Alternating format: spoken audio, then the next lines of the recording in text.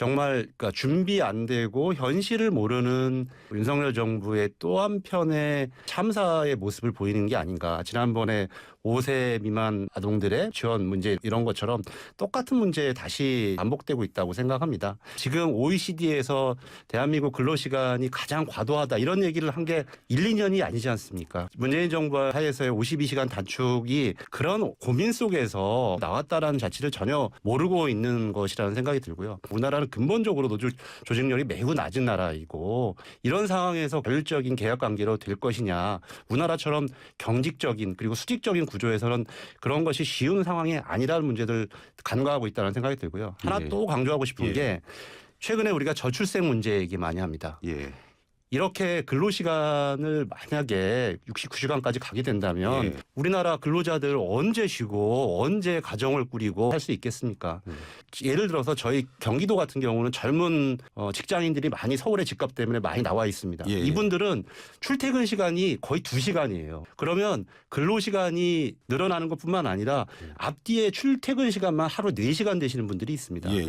그래서 이 과로사란 문제가 지금 더 심각하게 다가오고 있거든요. 예. 그런 상황들을 전혀 감안하지 않은 채 이것이 단지 근로시간만의 문제가 아니라 근본적인 우리 사회의 모든 총체적인 문제와 연관되어 있다는 것을 전혀 모르신다는 생각이 들어요. 노동시간을 전 세계적으로 우리나라뿐만 아니라 이렇게 법을 통해서 규제한 이유가 있습니다. 그거는 노동의 질을 보호하고 그렇지 않을 경우에 오히려 과도한 노동으로 인해서 전체적인 국가 생산성이 떨어진다라고 하는 통계적이고 과학적인 것이 증명이 됐기 때문에 외국의 많은 선진국에서도 벌써 100여 년 전부터 이렇게 노동시간을 통해서 규제를 하고 있는 거 아니겠습니까? 최근에 대학생 그 하나가 화제가 되었지 않습니까? 52시간을 열심히 일해도 충분한 임금을 못 받는다. 예. 그러니까 그거에 대한 대답이 더 일해라.